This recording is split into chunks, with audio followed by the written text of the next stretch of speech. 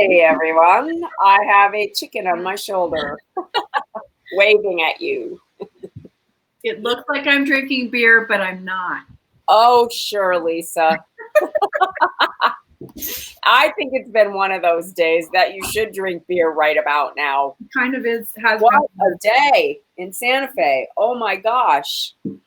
So sorry to hear all your horrible things. We had an active shooter that just got caught and a restaurant that was defaced. It's been quite the day, I have to say. In our sleepy little town. How are you, Hollie? Welcome. Hi. I'm just absorbing all the urban forest I've created here, and trying to just take in all the lovely scents. Deep breath. So it's good. Yeah, nice. I'm good. This is my last weekend at the farmer's market, and then I'm taking a few months off because I have to work in my garden to get ready for the holidays and make sure everything's actually growing, so I can make all my products to sell for the holiday season. So, cool. Yeah. So it's been this is my third month at the market. So this is week 12 in a row. So it's a grind. It's, every weekend, two markets a weekend and 7 days a week working. I really haven't had a day off. So I'm just like, I'm ready. I'm crawling to the finish line. How you feel? What's this, our 89th show? I mean, 89 or 90. So what are we going to do for the 100th? We got to come up with something fabulous. Maybe Lisa has something planned. Well, I had an idea, but I don't know. I mean, we'll see. Yeah. All right. I'm hoping for the best that we're going to have a very good addition to the show on a regular basis. That's what we're hoping. Make or who we have on, who knows? I don't know.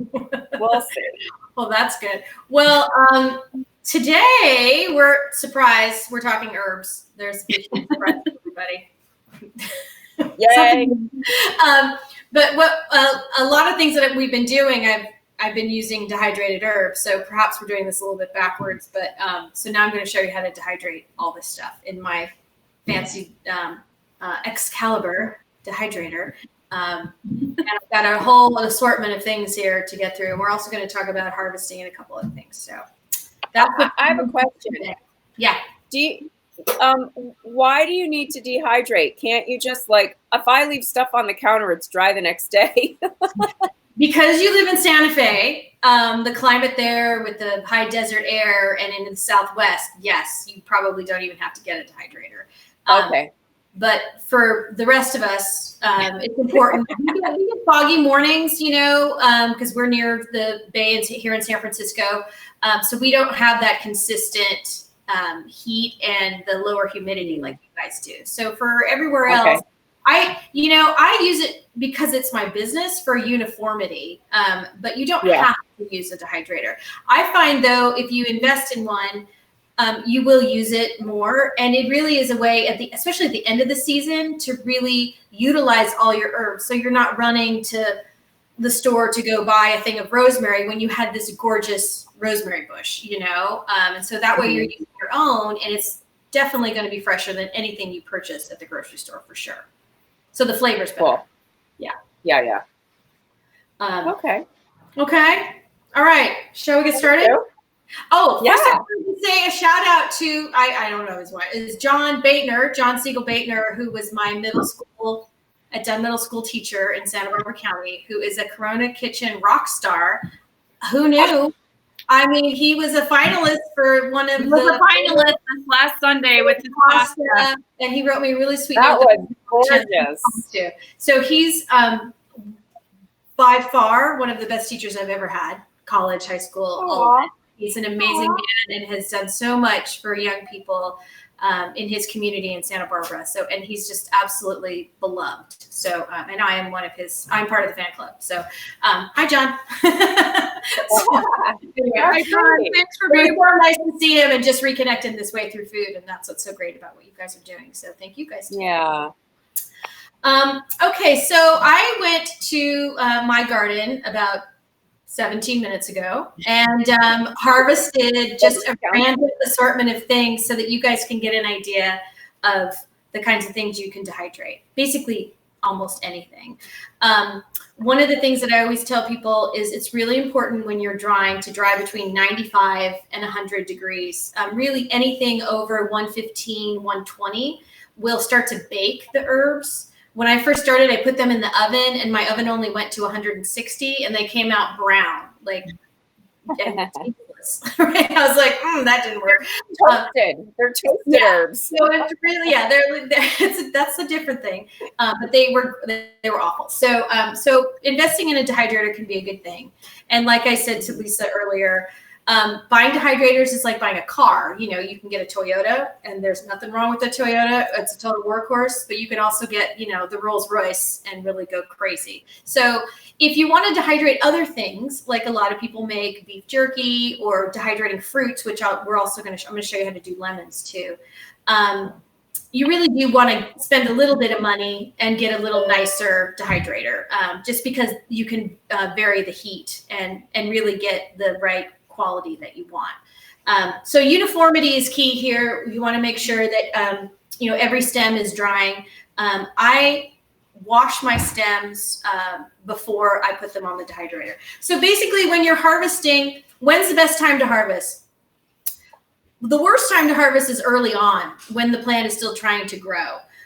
So really make sure, like this is a mint right here. So really make sure it's nice and established, because you don't want to stunt your plant's growth. Always look for new growth on a plant.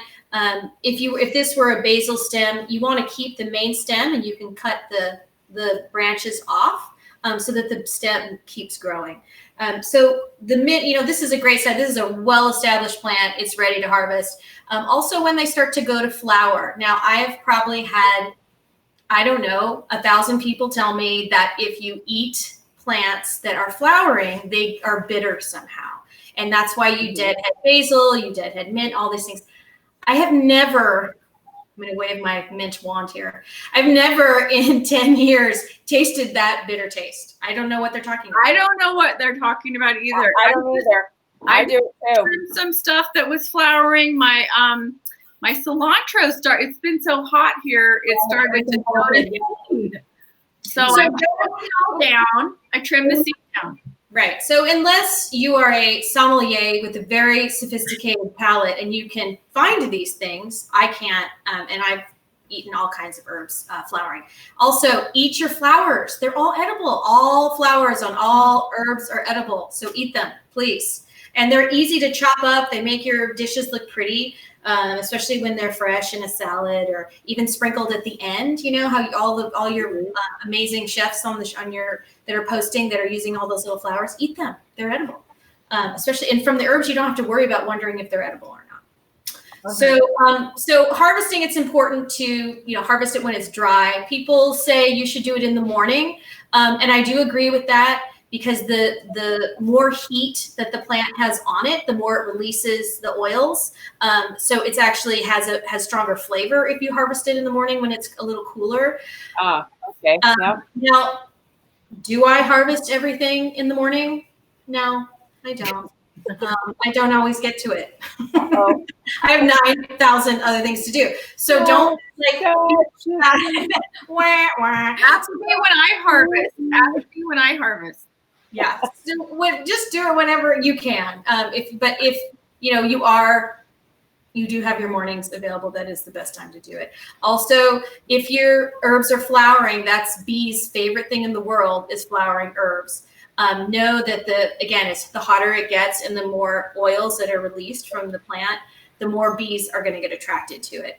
So if you're allergic or you're worried about bees, like the lavender, when I just cut it a few minutes ago, there was just absolutely swarming with bees. Now, I've been around bees. We used to have hives, so I'm okay around them.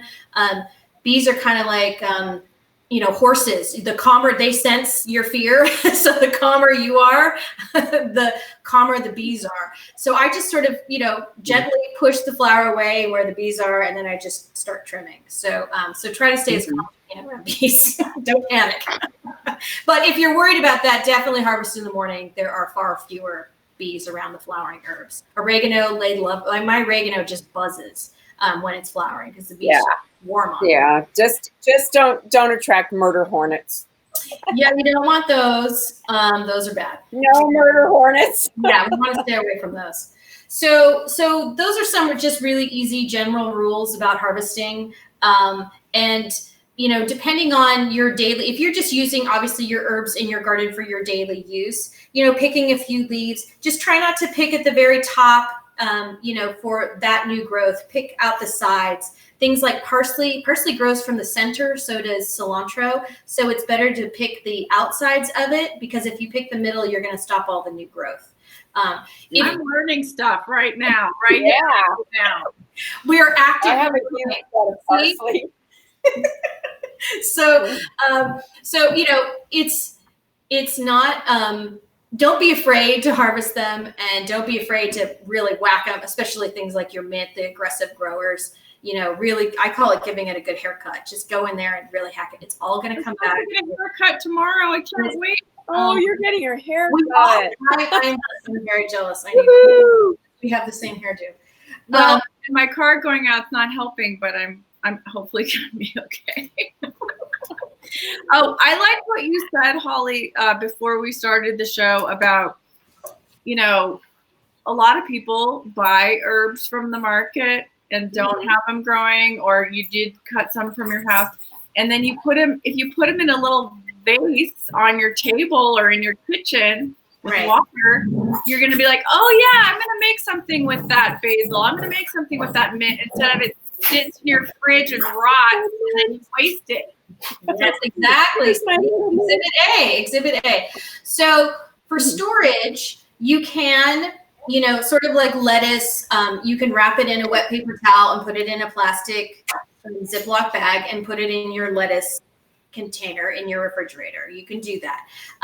I will find that same bag 3 weeks later, and it's a brown, mushy, disgusting mess. All mushy, yeah. Like 6 other things I forgot about in that drawer. So I found that it's really easy to take a mason jar or any other vase, or recycle some other glass that you may have used saucer, olives, or whatever that you've washed, and run through the dishwasher, and just put it on your counter.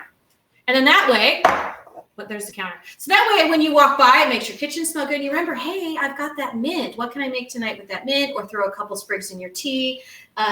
Oregano, which I cut today, also is so good fresh. And it's very different than dried. It's a lot, strangely, it's more pungent fresh, which usually it's the opposite of most herbs. And it is so good. And it's one of those flavors that it really creates. It's such a, it has such a strong flavor presence when you cook with it and whatever you're making and throw it in your pasta, you'll notice it and it's delicious. So again, it looks gorgeous right here on your counter. Another one I've got here is bronze fennel. My husband doesn't like fennel. I do. So our marital compromise fennel was bronze fennel, because bronze fennel is a lot less licorice. Marital compromise. It's marital compromise. I have bronze fennel. I just love that plant. It's so beautiful. And this is, I was going to take a picture with Bella next to it because it's taller. It's almost 5 feet tall. I mean, and I've got like 8 of them now. So here's the flower right here. They're gorgeous. So bronze fennel is a lot less of the anise and the licorice and a little more perfume. Mm-hmm. And it's not a bulb. It's a rooted plant. So you actually eat the fronds and the flowers. So it's a great herb. I do an infused olive oil with it, and it's one of my best sellers. People love it. I like the seeds. I always harvest the seeds off my bronze plant, and I have them for the whole year. That's the other thing I always tell people. If you don't get to harvesting, let the flowers flower, and then wait for the seeds to come. This little flower here, you'll see here, will be full of seeds. The head will be full of seeds. So an easy thing to do is just clip them and surprise, put them in a mason jar. And then you literally can take it's almost like muddling. You can take the back of a spoon or a muddler or I just use my little scissors and cut away the plant matter and shake it, and all of the seeds will drop to the bottom. And then you've got seeds for next year. You don't even have to buy seeds. And you can do that. Chives, dill, mint, basil, so many plants herbs when they're flowering. The flower head is where the seeds are. Parsley, things like that. Okay, well, let's just take a quick. I'll show you the dehydrator, and then I'm going to show you about freezing fresh herbs, which is another fun way to do it. Okay. So don't be afraid to dry your flowers. Again, remember, we've talked a lot about roses. We did the honey with the roses. We did the vinegar with the roses. So this is the actual color of my Rugosa roses. And these are the most fragrant, beautiful roses. I love them. They're amazing. So these you lay out on your dehydrator. And another flower that, of course, I love to dry is lavender. There are 2 varieties of lavender that are not edible. And so make sure if you are consuming your lavender, and you can put it in a tea. Your winner for the cake this week for the best picture was had lavender in it. Those gorgeous cakes that she did. The lavender, gorgeous. Those Tammy, right? Wasn't it Tammy? Yeah, beautiful picture. Incredible. So it's important to make sure your lavender choice is edible. Most of the edible ones look like these guys that have the long stem. The ones that aren't are the ones with the little shorter head and have sort of the peacock flowers that stick out, the 2 flowers that stick out. Those you do not want to consume. So make sure you double check that with your nursery when you're purchasing it, or you can go online and query, Google that. The other little flower we have, again, you can use your flowers from your herbs too. This was the bronze fennel flower, which is just gorgeous, and it's delicious. This is another thing, you can just chop it up and throw it in your foods for this same flavor. Or I like to dry it too. So this is our pretty little, hey! I was trying to be subtle with the power cord, and no. Oh, well. So the other thing that I picked out today was calendula, and calendula is edible. It's in the marigold family, and it is one of the easiest plants to grow from seed. You basically toss it out in your dirt, and calendula will show up. It reseeds itself. The heads dry, the flower heads dry, and once they're nice and hard, it's all full of seeds. So you never have to buy calendula again. This is an amazing healing plant. So calendula is known as a cell renewal. So I use this in my all my face products and my healing salves because it's good for scarring and burns and rashes. So this little guy, I used to throw this in the bathtub with the kids when they were little, fresh, because they thought it was fun, because there were flowers in the tub. But it's really used in a lot of baby products. It's really great for that. But you want to make sure with some of your medicinals that you're using the whole plant. Calendula, an herbalist told me a couple of years ago when I was taking a class with her up in Marin County, all the medicine in calendula is in the head right here. So if you're just doing the leaves and using that medicinally, it doesn't really have a lot of medicinal value. So I always cut it with a little bit of a stem to make sure that I'm getting all of the good medicine that's in the bottom of the plant. So you have some fans, Holly, that are wanting to make comments. Herbs, great. We love herbs. Ooh, Excalibur, you are my hero. Okay. I think that's your dehydrator. And then it says, my husband doesn't like fennel either. Go figure. I love it and use every part. I juice leftover stock, make fennel broth, which is great digestive tonic. Oh, Lizette Marks. Try bronze fennel. It works. It's a great, again, it has more perfume to it, and it's less that strong anise flavor. Again, and it's a rooted plant. It's not a bulb plant. So you're just eating the fronds and the flowers. So it's a lot, has a lot less of a presence in your dishes, but you can still get that fennel flavor. So it's good. Awesome. So this is just an example of a way to dehydrate. This is what this looks like. It's very simple. You have a filter for like an air conditioner. Yeah, it does. Yeah. So I think basically it's just a mesh sheet. Oh, look. Oh, okay. And so it's great because these are really easy to wash. A mesh sheet and then a tray, and that's it. So these flowers, now some of these, again, you kind of have to evaluate. Some may take longer to dry than others. The roses, just because they're tighter, the way the flowers set in there can take a little longer than, say, the lavender. Lavender has a nice high oil content, but it's also, you can really get a feel for plants when you're feeling the stem. It's kind of dry. It's not a moist plant that's full of moisture, like, looking at the mint that's got and basil that's kind of plump, that naturally has a lot more water in it. Those take a little longer to dry. But in general, everything is at least 24 to 72 hours in the dehydrator. And what you want to look for, and remember, at between 95 and 100 degrees, and what you want to look for when they come out is you want them to crumble. You want them to retain their color. A lot of them will get darker, like the roses. These roses will get a nice dark purple. But you want to make sure they're nice and crunchy and crumbly. You don't want the stems to be soft. That means it's not fully dried. So you want them to snap. I just did some garlic chives, and the way that I tested is I just took a bunch and I just snapped it like you would, spaghetti, and make sure you get that good snap crunch, because you don't want to then you don't want to store it. And if something isn't fully dried, it will mildew and mold, and then you can't use any of it. And that's no good. Debrianna taught me how to snap the asparagus last night. That's so important. That's a good. I learned that from Emmett Hollins, another Dunn Middle School graduate. He taught me to do that. So that's for the flowers. Now for the herbs, we'll do the. I have the lemon balm. So lemon balm is a wonderful herb. I make a tea with this. It has a lemon, piney kind of scent to it. It doesn't have like a citrusy lemon, but it is an incredible medicinal. It's an anti-anxiety. Mm-hmm. Who needs that right now? Send me some lemon balm. Make it with rose water, and you're really good to go. Maybe that's what we do on our Debrianna, with the rose water. My lemon balm is ready to harvest, so I was harvesting it today, and it really it's amazing, when you're kind of down in the thick of it, what a great calming herb. It won't make you sleepy like chamomile, but it is a great anti-anxiety. Is that why you're so mellow today? I'm tired. I was up early. I said back to the lacrosse clinic. But no, and the lemon balm. So when you have the bigger herbs like this, the mint and this, what you want to do, again, wash them first.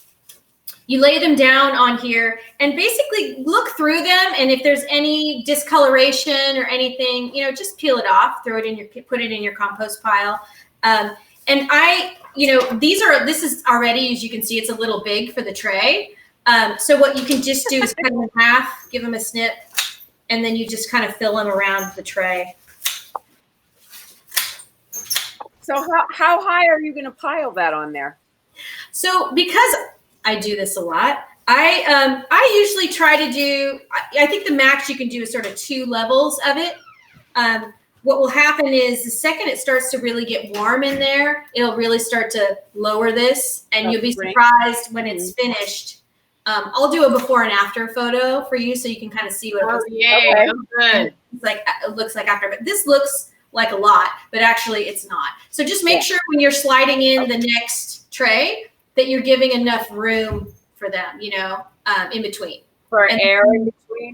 And that you're not, there's a fan in the back, and make sure you're not, getting the herbs through the fan. This is a newer one, my Excalibur, and so it has a nice grid in the back covering the fan. My old one didn't, and I sometimes would push the herbs and be like, wah, wah. So did you buy that online or at a store?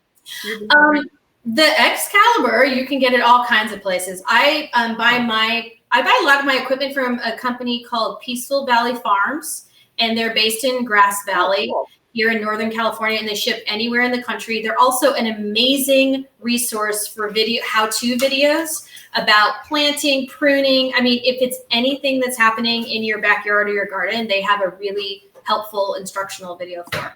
So I buy mine through them, but you can get it on Amazon. Valley. Peaceful Valley Farms, and it's in Grass Valley, California. So Okay. They're peaceful. They're peaceful. There you go. I'm so tech savvy, it just makes me crazy. Good job, Adriana. Yay, look how technical you are. Okay, so that is basically it's not complicated. Really important to keep that temperature low between 95 and 100. So that's the herb part. Now, if I were to do, wait for it. Where's my line? Oh, I took it. Let's grab it. If you wanted to do lemon, for example, if one were fans of lemons, which I hear you are. What would that be? I don't know. So for my products, I have several lemon oils and the lemon salts. I just use the skin, right? The outside. So what you can do is I found for my products, because I want that bright yellow color, I actually take them and I go all the way down. Oh, so you're just going to dry the peel. You're not going to dry them in slices. I'm just going to dry the peel because when you grind just the peel, and don't worry about the pith. Enough with the pith already. It's sort of like the power with the herbs. Don't worry about it. It's okay. It can be in your dried. Don't worry about it. I mean, the pith. I mean, a weight is now lifted off your shoulders.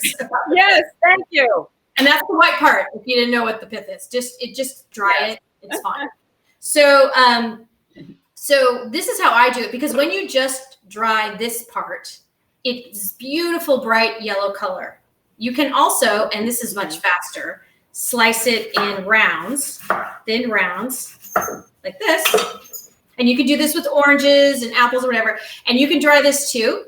The center does get brown once it's dried. And so when you grind it, you don't just get the yellow, you get a little bit of the brown, which is totally fine and completely edible. It's just that when I sell it, people like to see that brighter yellow color. So that's just an aesthetic choice that I've made for the product, but this is faster. So if you don't plan on giving this Christmas gifts, or it doesn't really matter. It's just a very subtle difference. So the fruits actually go on a higher heat, about 130. Yeah, because they have moisture in them. Because they have a lot more moisture. They're just it's a lot denser, so it just takes a little longer. So mine has, Excalibur has different settings on it, and has a recommendation for, if you're doing beef jerky or if you're doing fruits, and and herbs are always the lowest heat setting. So what about just the peel, Holly? It's the same. It's the same. I do it at a higher heat too. At about 130. And the peel actually dries remarkably fast. This dries in about 24 hours, the lemons. And the limes are even faster. I do a lime. Oh, we did the lime one on here for the lime salt. Yep.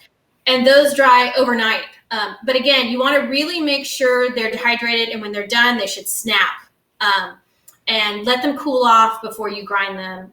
Because if they're hot, it gets a bit mushy and a mess. So I'm just being a lay person here. Basically, what the dehydrator is it's like a little mini easy bake oven for your stuff on a lower level. It's just heat from like a little oven that makes it dry. It's not a fan or anything, or no. So what it doesn't bake. What it does is it hydrates, as in water dehydrates. So it's literally taking the water out of the plant matter. Because remember when we've talked about making oils and vinegars. The reason why I always use dried herbs instead of using fresh is because the water content in it can create bacteria when it's mixed with other things. So the reason why people started dehydrating herbs and meats and fruits is so they had something to eat during the winter when things weren't growing. And it's a way to be able to get these vitamins and flavors into your diet in a time when they weren't available. Right. Well, now we can get everything. So it's really more for us a better way of utilizing what you're growing, or if you're buying something to save it longer. So it really can be economical for you too, and truly tastes so much better than anything you're going to buy, because anything you're going to buy has sat in a box, in a crate on a ship. Somewhere. Yeah. for a year, maybe 2, and it doesn't have the flavor, I mean, you'll be really, really surprised at the difference that you'll find when you dry them yourself. It's really pretty incredible. So that's all you're doing. You're basically preserving it in a way so you can safely store it and use it. And most dried herbs are good for up to a year. And then the fruits too, the peels too. Anything after that, they really start to lose their flavor. It's noticeable, but they're still good. And always check for any mildew growth, any white, look for anything funky and smell it. If it smells weird, toss it. So here's a question. Can you freeze herbs? Yes, so we're going to do that next. Funny you asked. So this is, we got a new refrigerator that has an automatic ice tray, so I don't have ice trays anymore. But this is this fun, if you guys haven't used these before, these are these fun silicone molds that you can make for drinks. This is for my husband's whiskey shots. And they're great for cocktails too, because it doesn't water down your drink because it takes longer. So you can buy these. Yeah. I'm sure you guys are familiar with these. And then the ice cube is this awesome sphere, right? Wow. So you can use something like this, something smaller, honestly, any kind of mold that you want. And what you can do is you take your herb. Lisa has popsicle molds. You can do them in your popsicle molds. So take your herbs, make sure they're washed and clean, and de-stem them. Just so take the leaves off, which is what that means. Thank you. Just so you know, it's like the pill. Give them a little rough chop. Okay, you're going to put them in your silicone mold. Okay, you're going to fill it with water, and then it's going to freeze. These are big, so this would be obviously a large portion, but you can do this in a regular ice cube tray. So go ahead and fill the tray with your fresh herbs, pour some water in it, and then stick it in your freezer.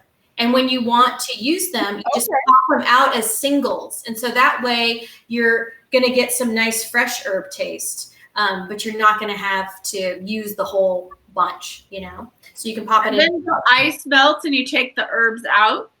No, you just throw the ice cube right into your sauce because it's just water. It's just going to melt.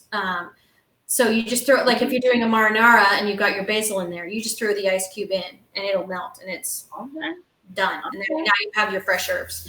Or if you're starting a dish and you have it, you can put it in your saute pan and let it melt and with the little olive oil. You have to do it in ice. You can't just put it in a plastic bag by itself. No. Well, they turn brown like that. Yeah. The point is that you are freezing it, so it doesn't matter what type of receptacle you put it in. The point is that you're taking the herb, surrounding it with water, and freezing it. And so you're sort of suspending the flavor, just like you freeze. So that keeps it the color and the flavor and everything. Oh, my God. I did not know that. You have your frozen blueberries and your frozen strawberries, and all they did was take those and freeze them, and then put them in a plastic bag. Mm-hmm. So this is the exact same thing, but you're sort of suspending them in water and putting them in trays. Some people like to puree them in a Cuisinart first. And then put it in so it's much more intense flavor. Now, like Debriana just said, the freezing doesn't last very long. I mean, I generally say it's about 30 to 40 days, maybe a month or two. After that, they do turn brown, and then they lose a lot of their flavor. So it is a nice way, like at the end of the season, if you harvest all your basil or somebody gives you a big basil plant and it's starting to flower and it's ready to go, dormant. Well, they don't go dormant. They're annuals. It's ready to die, literally. You just hack it, chop it off, chop it up, stick it in your ice cubes, add your water. And then that way you can have fresh basil flavor for a couple months. So that's the freezing technique. So there's freezing, drying. Yeah. Eat it fresh off your counter. Well, as you probably guessed, I had already tried the freezing technique. Being the freezer. Which is the next sponsor is the freezer company, right? Frigidaire. And you found it that they turned brown, right? A little brown after a while. Yes, I did. Yep. So yeah, I mean the flavor was okay, but I prefer drying it myself. I think, it just depends. I've noticed that I found it. Trader Joe's has a product that is actually from Israel, and they're little tiny trays of it actually is in the molded tray, and they're maybe, I don't know, a couple, not even a half an inch by half an inch. And they have the little basil and they do a rosemary, and it's super easy because you just pop them out and throw them in your sauce. And then pop it back in the freezer. So it's a convenient way, it's kind of like the basil in a tube, like they use in Europe, where you just put a little bit in. We've discussed this, Debrianna and I. We have toothpaste tubes. So it's just another way of preserving. But I really, if this is in your home garden, or if you get some, I'm sorry, there's like a fly in here. If you're getting some in, twitching. If you're getting some, somebody hands you something and has a beautiful garden, like, people who have gardens end up having so much. It's just a nice way to save it. And honestly, you will be so pleasantly surprised at the difference than what you bought at the store of that same thing. Especially the staples like the rosemaries and the oreganos and the mints. They're just so. I find myself turning things over and hanging them on a rod here. It is the Southwest, but then of course it's not the speed of the dehydrator. So the roses I hang upside down, they'll probably be there for a year. And that's fine too. And a lot of people do that. Some people put bags over them so they don't get dust, like a paper bag, like a lunch size bag over them, and then tie them at the top.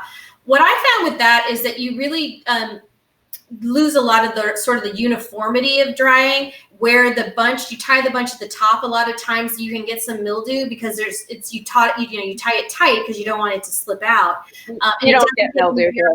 It doesn't get any. So the trick is the airflow. And the other thing you can use is cookie drying sheet. Which is basically the same kind of concept, that there's air below and above. You can also, in a place like the Southwest, you can just lay them on your cookie drying sheet and put them on your counter, and they'll dry like that too. The most important thing is just to check them and make sure they have that nice crisp snap, and you don't see any discoloration or mildew. Smell them too. That's a good way to see it. But usually you can see it. So if you're going to store them in a mason jar, an airtight jar, or a recycle. I could chop them up and just put them in an Old Spice jar. Right? Recycle whatever you have.